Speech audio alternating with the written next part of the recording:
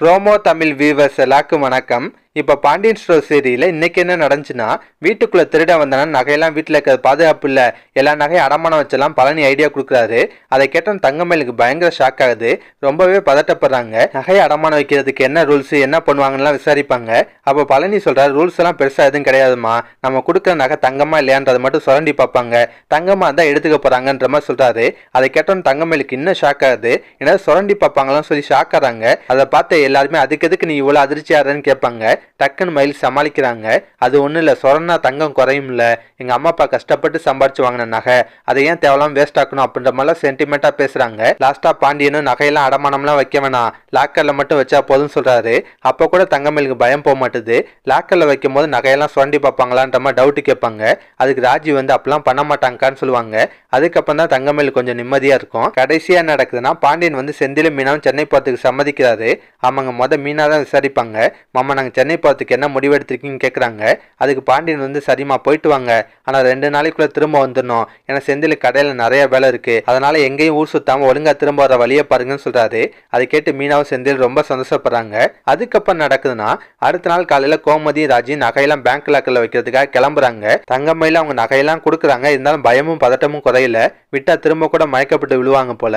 அப்போ கூட திரும்ப அதே டவுட்டை கேட்குறாங்க. அத்தை உண்மையிலேயே நகையெல்லாம் சொண்டையெல்லாம் பார்க்க மாட்டாங்களான்னு கேட்பாங்க. இப்போ கோமதிக்கே லைட்டாக டவுட் வருது. அதை பற்றி விசாரிக்கிறாங்க. ஆனால் தங்கமயில் ஏதோ காரணத்தை சொல்லி சமாளிப்பாங்க. சரின்னு சொல்லிட்டு கோமதியும் ராஜியும் பேங்க் கிளம்பும் போது வீட்டுக்கு பாக்கி வராங்க. அவங்கள பார்த்தோன்னா கோமதி வாங்க சம்பந்தி எப்படி இருக்கீங்க அப்படின்ற மாதிரிலாம் விசாரிச்சுட்டு, சரி சம்பந்தி நீங்கள் உங்கள் பொண்ணுகிட்ட பேசிட்டு இருங்க, நாங்கள் பேங்க் வரையும் போயிட்டு வரோன்னு சொல்லிட்டு கிளம்புறாங்க. அவங்க கிளம்புன பின்னாடி தான் தங்கமயில் விஷயத்த சொல்லுவாங்க. அவங்க நகையெல்லாம் லாக்கரில் வைக்கிறதுக்காக தான் போகிறாங்கன்னு சொல்கிறாங்க. அதை கேட்டோன்னு பாக்கியத்துக்கு ஷாக் ஆகுது. நீ ஏண்டி நகையெல்லாம் கொடுத்தேன்னு கோவப்படுவாங்க. அப்போ தங்கமயில் வந்து அவங்க நிலைமையை சொல்லி புலம்புறாங்க. அதுக்கு பாக்கியம் வந்து சரி பயப்படாத, அதெல்லாம் ஒன்றும் ஆகாது, நம்ம சொந்தக்காரங்க வீட்டில் கல்யாணம் வச்சுருக்காங்க, அதுக்கு நகை போட்டு போனோம் அப்படி இப்படின்னு காரணத்தை சொல்லி அந்த நகையெல்லாம் திரும்ப வாங்கிடலான்ற மாதிரி ஐடியா கொடுக்குறாங்க. அதுக்கப்புறம் நடக்குதுன்னா, கோமதி ராஜி திரும்ப வீட்டுக்கு வருவாங்க. கூட மீனாவும் வராங்க. அப்போ பேச்சுவாக்கில் செந்திலும் மீனாவும் சென்னை போகிற விஷயத்தை பற்றிலாம் பேசுகிறாங்க. அப்போ கோமதி சொல்கிறாங்க, பாரு மீனா, சும்மா வேலைன்னு மட்டும் சுற்றிட்டு இருக்காத, செந்தில் கூட சேர்ந்து நல்லா ஊரை சுற்றிப்பான்னு சொல்கிறாங்க. அதை கேட்டு பாக்கியம் பாராட்டினாலும் மனசுக்குள்ளே லைட்டாக கடுப்பாக தான் இருக்காங்க.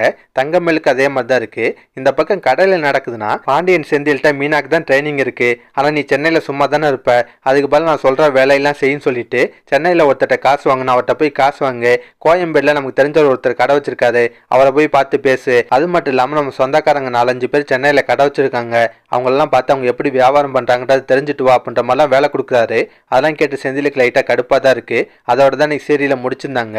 இதுக்கப்புறம் நடக்க போகுதுன்னா, பாக்கியத்துக்கு செந்திலும் மீனாவும் சென்னை போகிறதுல லைட்டாக பொறாமையாக இருக்குது. அதனால் பாண்டியன்ட்ட போய் பேசுகிறாங்க. உங்கள் 2வது மகனும் மருமலும் சென்னைக்கு போகிறாங்க கேள்விப்பட்டேன், அதே மாதிரி அவங்க மூத்த மகனையும் மருமலையும் எங்கேயா அனுப்பி வைக்கலாம்ல, அவங்களும் புதுசாக கல்யாணம் பண்ணவங்க, அவங்களுக்கு எங்கேயா போன ஆசையாக இருக்கும்ல அப்படின்ற மாதிரிலாம் சொல்கிறாங்க. அதை கேட்ட கோமதி, ஆமாங்க அவங்க சொல்கிறது சரிதான், பசங்க ஏதாவது ஹோட்டலு தேட்டருக்குலாம் போயிட்டு வரட்டுன்றாங்க. பாண்டியனும் சரின்னு சொல்கிறாரு. லாஸ்ட்டாக அவங்க தேட்டருக்கு போகலாம் முடிவெடுக்கிறாங்க. தங்கமேல ஆன்லைனில் டிக்கெட் புக் பண்ண போகிறாங்க. அப்போ பாண்டியன் என்ன பண்ணுறாரு, அவர் மொபைலை கொடுத்து இந்தாம்மா என் மொபைலே டிக்கெட்டை புக் பண்ணிக்கோன்னு சொல்கிறாரு. தங்கமேலும் ஒரு காஸ்ட்லியான தேட்டரில் டிக்கெட் புக் பண்ணுறாங்க. ஒரு 1200 செலவாயிடுது. அதை பார்த்தோன்னு பாண்டியனுக்கு பயங்கர ஷாக் ஆகுது. என்னம்மா 2 பேர் படம் பார்க்கறதுக்கு இவ்வளோ செலவாகுது அப்படின்ற மாதிரி புலம்புறாரு. அப்போ பாக்கி ஏதாவது தேவலாம் பேசலாம், சம்மந்தி அந்த காசை வேணா நான் தந்துடுறேன் அப்படின்ற மாதிரி ஏதாவது சொல்லுவாங்க. அதை கேட்டோன்னு பாண்டியனுக்குலாம் செம்ம கடுப்பாகும். எதை தவிர வேற என்ன நடக்கும்னா, லாக்கரில் வச்ச அந்த நகையை திரும்ப வாங்குறதுக்கு பாக்கியம் ஏதாவது பிளான் பண்ணுவாங்க. அந்த மாதிரி சீன்ஸ்லாம் அடுத்தடுத்த எபிசோடில் வரலாம். அது மட்டும் இல்லாமல் சென்னைக்கு போன மீனாவும் செந்திலும் திரும்ப வரதுக்கு ஏதாவது சூழ்நிலையால் லேட் ஆகலாம். இதனால் பாண்டியன் கோவப்படுறதுக்கு வாய்ப்பு இருக்குது. இந்த மாதிரி சீன்ஸ்லாம் அடுத்தடுத்த எபிசோடில் வரலாங்க. இதெல்லாம் பற்றி உங்கள் கருத்தை நான் மறக்காம கமெண்ட்டில் சொல்லுங்கள். இந்த வீடியோ பிடிச்சினா ஒரு லைக்கை தட்டுங்க. நம்ம சேனல் ப்ரோமோ தமிழ் ரிவ்யூ இதுவரை சப்ஸ்கிரைப் பண்ணலாம், ப்ளீஸ் சப்ஸ்கிரைப் பண்ணிக்கோங்க. நான் உடனே சீரியல் அப்டேட் கொடுத்துட்டே இருக்கேன். Bye guys.